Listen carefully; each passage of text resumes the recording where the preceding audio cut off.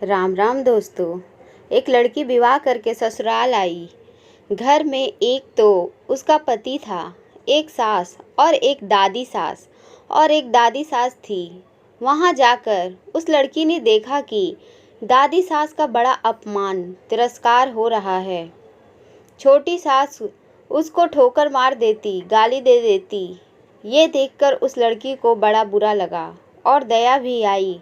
उसने विचार किया कि अगर मैं सास से कहूँ कि आप अपनी सास का तिरस्कार मत किया करो, तो वो कहेगी कि कल की आई छोकरी आकर मेरे को उपदेश देती है, गुरु बनती है। अतः उसने अपनी सास से कुछ नहीं कहा। उसने एक उपाय सोचा। वह रोज काम धंधा करके दादी सास के पास जाकर बैठ जाती और उनके पैर दबाती। जब वह वहाँ ज़्यादा बैठने लगी तो एक दिन सास ने उससे पूछा कि बहू, वहाँ क्यों जाकर बैठती हो? लड़की ने कहा कि बोलो, काम बताओ। सास बोली कि काम क्या बताऊं, तू वहाँ क्यों जाकर बैठती है? लड़की बोली कि मेरे पिताजी ने कहा था कि जवान लड़कों के साथ तो कभी मत बैठना, जवान लड़कियों के साथ भी कभी मत बैठना। जो घर में बड़े बूढ़े हों उनके पास बैठना, उनसे शिक्षा लेना। हमारे घर में सबसे बूढ़ी यही हैं और किसके पास बैठूं? मेरे पिताजी ने कहा था कि वहाँ हमारे घर की रिवाज नहीं चलेगी, वहाँ तो तेरे ससुराल की रिवाज चलेगी। मेरे को यहाँ की रिवाज सीखनी है, इसीलिए मैं उनसे पूछती हूँ कि मेरे सास की आपकी सेवा कैसे करती है। सास ने पूछा कि बुढ़िया ने क्या कहा? वह बोली कि दादी जी कहती हैं कि यह मेरे को ठोकर नहीं मारे, गाली नहीं दे तो मैं अपनी सेवा ही मान लूँ। सास बोली कि क्या तू भी ऐसा ही करेगी? वह बोली कि मैं ऐसा नहीं कहती हूँ।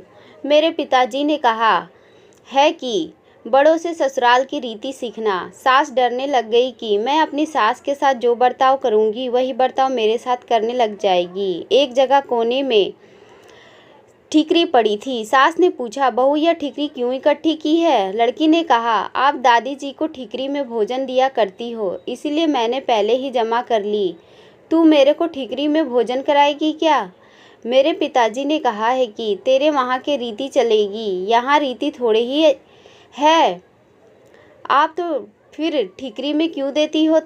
थाली कौन मांजे? थाली तो मैं मांज दूंगी, तो तू थाली में दिया कर, ठीकरी उठाकर बाहर फेंक दे। अब बूढ़ी माँ जी को थाली में भोजन मिलने लगा। सबको भोजन देने के बाद जो बाकी बचे वह खिचड़ी, खुरचन, कंकड़ वाली दाल माँ जी को दी जाती थी। लड़की उसको हाथ में लेकर देखने लगी। सास ने पूछा, बहू क्या देखती हो? मैं देखती हूँ कि बड़ों को भोजन कैसे दिया जाए। ऐसा भोजन देने की कोई रीति थोड़ी है। तो फिर आप ऐसा भोजन क्यों देती हैं? पहले भोजन कौन दे? अब मैं आ गई हूँ तो मैं दे दूँगी, तो तू पहले भोजन दे दिया कर। अच्छी बात है। अब बूढ़ी माँ जी को बढ़िया भोजन मिलने लगा। रसोई बनते ही वह लड़की ताज़ी खिचड़ी, दाल, सब्जी ले जाकर माँ जी को दे देती। माँ जी तो मन ही मन आशीर्वाद देने लगी। माँ जी दिन भर एक खटिया में पड़ी रहती है। खटिया टूटी हुई थी, उसमें से टूटी रस्सी नीचे लटकती रहती। लड़की उस खटिया को देख रही थी। सास बोली, क्या देखती है? वह देखती हूँ कि बड़ों को खाट कैसे दी जाती है। ऐसी खाट थोड़ी दी जाती है, ये तो टूट जाने से ऐसी हो गई है, तो दूसरी क्यों नहीं बिछाती? तू बिछा दे दूसरी खाट। बिछा दी अब माँ जी के लिए। निवार की बिछा दी खाट।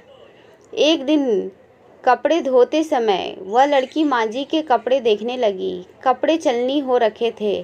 सास ने पूछा कि क्या देखती हो? देखती हूँ कि बूढ़ों को कपड़ा कैसे दिया जाए।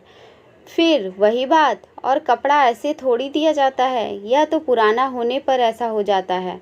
फिर वही कपड़ा रहने दे क्या? तू बदल दे। अब लड़की ने माँ जी का कपड़ा, चादर, बिछौना आदि सब बदल दिया। उसकी चतुराई से बूढ़ी माँ जी का जीवन सुधर गया।